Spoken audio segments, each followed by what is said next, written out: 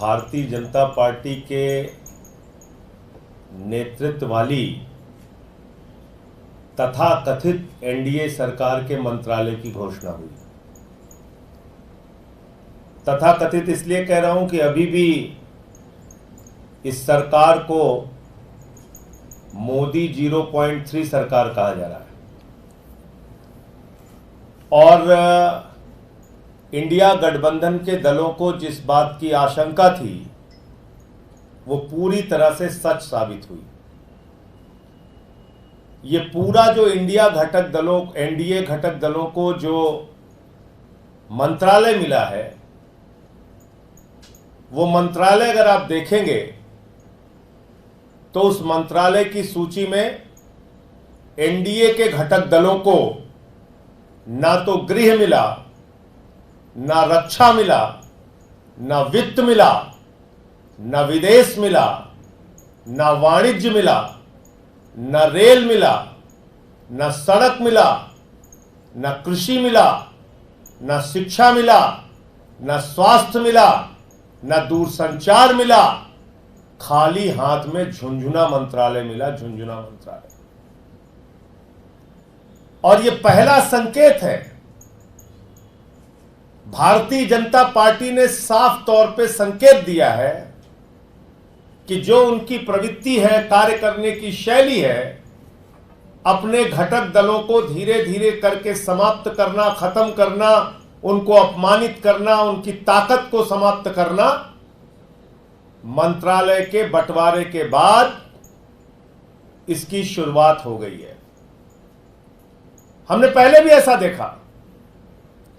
जब वे नवीन पटनायक जी के साथ थे, उनके साथ क्या बर्ताव किया। उद्धव ठाकरे जी की तीर कमान चुरा ली, महाराष्ट्र में उनकी पार्टी तोड़ दी।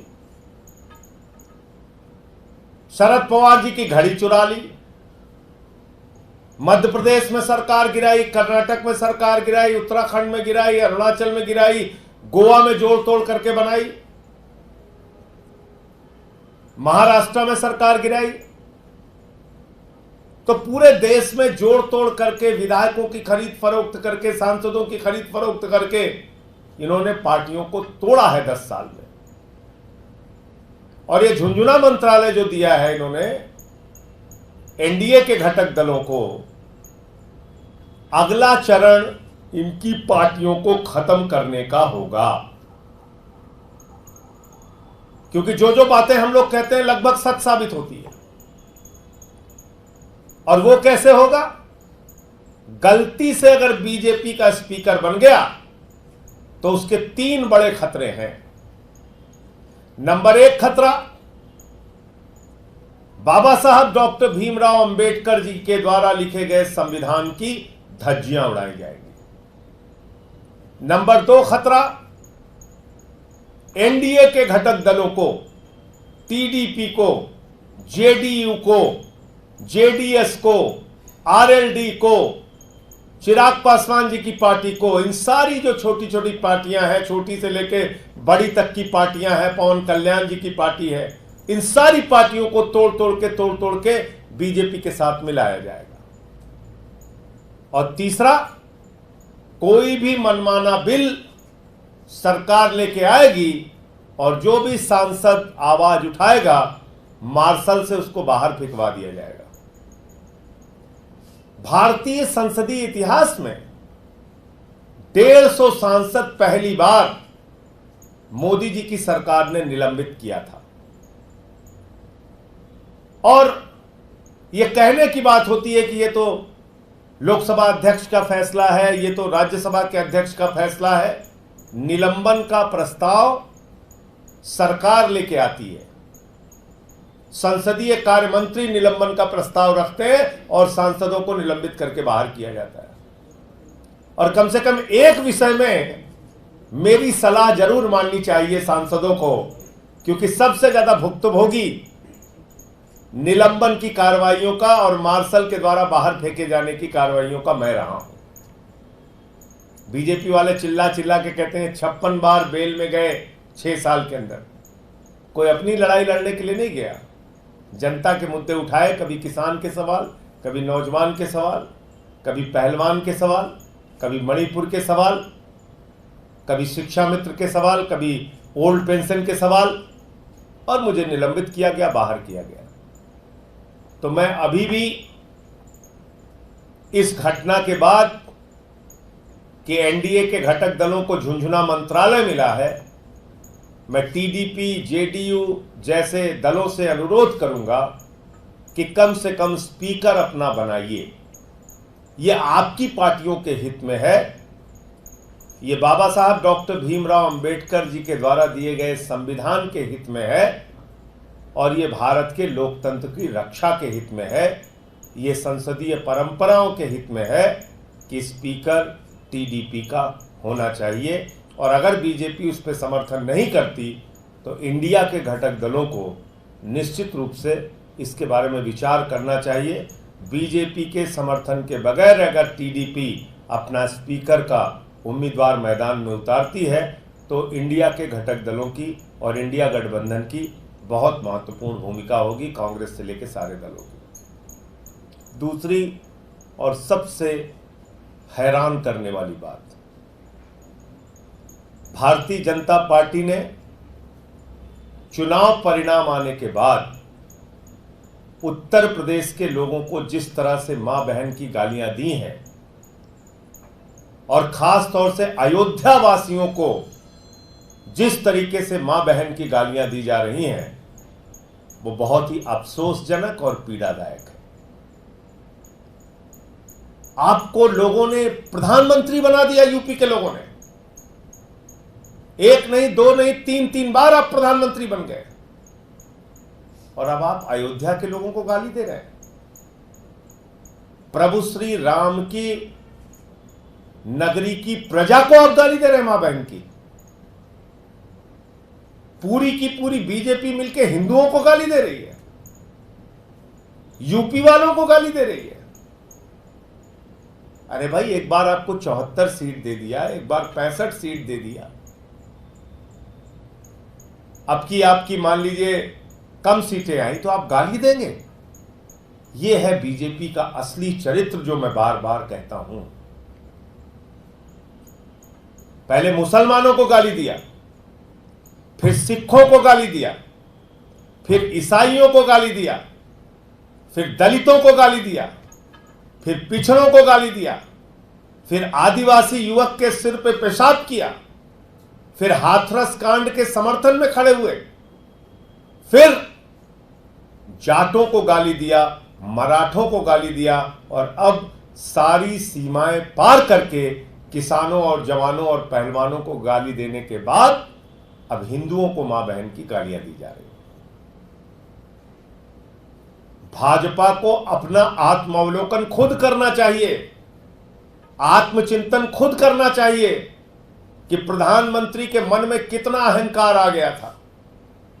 गाना गा रहे थे बीजेपी वाले, जो राम को लाए हैं हम उनको लाएंगे। हिंदू धर्म की मान्यता है कि प्रभु श्री राम सृष्टि के रचयिता हैं, वो इंसान को लेके आए हैं। हिंदू धर्म की मान्यता है मर्यादा पुरुषोत्तम भगवान श्री राम हमारे आराध्य देवता हैं, और मोदी जी और बीजेपी की मान्यता है कि वो लोग राम को लेके आए हैं।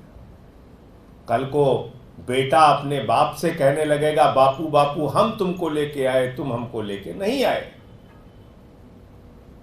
तो इस अहंकार को तोड़ा है प्रभु श्री राम ने। राम पथ गमन मार्ग है, उस राम पथ गमन मार्ग पे चले जाइए। अयोध्या हारे, सुल्तानपुर कुशभवनपुर हारे, प्रतापगढ़ हारे, कौशाम्बी हारे, प्रयागराज हारे, चित्रकूट हारे, रामपुर हारे, सीतापुर हारे, श्रावस्ती हारे। इनका सफाया हो गया, सफाया। तो इसलिए पहले तो अपने मन से अहंकार को निकालिए, दंभ को निकालिए। बड़ी मुश्किल से प्रधानमंत्री जी जीत पाए, और कांग्रेस पार्टी को 1952 से लेकर अब तक के इतिहास में सबसे ज्यादा वोट काशी में मिला। चुनाव भले हार गए अजय राय वहां से, लेकिन 4,65,000 वोट कभी कांग्रेस को काशी में नहीं मिला। यह इतिहास है, जानकारी कर लीजिए। तो इसलिए अयोध्या वासियों को गाली देने के बजाय, हिंदुओं को गाली देने के बजाय अपने अंदर की कमियों को झांक कर देखिए। आपने क्या बना दिया? धर्म को लेके सौदा करने निकले थे आप। उस दिन कार्यकर्ता बेचारे पुराने ही हैं, वो तो नारा वही सीख के आए हैं। तो अति उत्साह में उन्होंने नारा लगा दिया मोदी जी को जय श्री राम। मोदी जी ने कहा जय जगन्नाथ। जय श्री राम का नारा भी भूल गए। इसीलिए मैं कहता हूं भारतीय जनता पार्टी दलितों से, पिछड़ों से, आदिवासियों से नफरत करती है। दलित समाज का एक व्यक्ति अवधेश प्रसाद पासी कैसे अयोध्या से सांसद बन गया, इस बात को भारतीय जनता पार्टी पचा नहीं पा रही है और इसलिए मां बहन की गालियां दे रही है। जब अखिलेश यादव जी 5 साल मुख्यमंत्री रहते हैं, अपना आवास खाली करते हैं, तो उसको गंगा जल से धुला जाता है। कन्नौज में अपनी पत्नी के साथ मंदिर का दर्शन करते हैं, मंदिर से बाहर निकलते हैं, बीजेपी वाले गंगा जल से मंदिर को धुलने का काम करते हैं। यह मानसिकता आपकी। तो पिछड़ों ने, दलितों ने और आदिवासी युवक के सिर पे तो पेशाब किया था बीजेपी के नेता ने।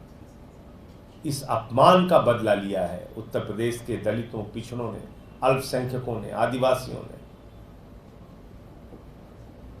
क्या किया आपने? एक ऐसे व्यक्ति को मंत्री बनाया है जो व्यक्ति कहता है राम भगवान नहीं है। प्रभु श्री राम तो भगवान है ही नहीं, प्रभु है ही नहीं, देवता है ही नहीं, आराध्य देवता है ही नहीं। प्रभु श्री राम तो एक काल्पनिक पात्र है। एक ऐसे व्यक्ति को आपने कैबिनेट मंत्री बना दिया मोदी जी, जो ये कहता है कि रावण जो है वो भगवान श्री राम से श्रेष्ठ था। रावण भगवान श्री राम से श्रेष्ठ था और रामचरितमानस को भी वो नहीं मानता।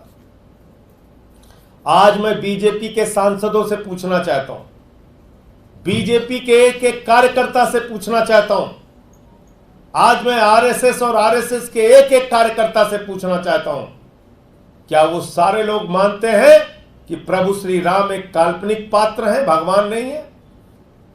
क्या वो सारे लोग मानते हैं कि रावण भगवान श्री राम से श्रेष्ठ था? क्या वो सारे लोग मानते हैं कि रामचरितमानस में उनकी आस्था नहीं है? इस बात को स्पष्ट करना चाहिए बीजेपी के सांसदों को, कार्यकर्ताओं को, उनके नेताओं को और प्रधानमंत्री नरेंद्र मोदी को। कैसे आपने भगवान श्री राम का अपमान करने वाले व्यक्ति को, जीतन राम मांझी जी को, कैसे आपने अपने कैबिनेट का मंत्री बना दिया? स्पष्ट कीजिए आप। तो मोटे मोटे तौर पे ये तमाम मुद्दे थे जिसको आपके सामने रखना था। एक तो झुंझुनू मंत्रालय वाला विषय है और दूसरा प्रभु श्री राम के अपमान का विषय है। Stay ahead with our cutting-edge news app. Instantly access the latest shorts in just 1 minute and breaking news in just 50 words. Download now for a smarter, faster news experience.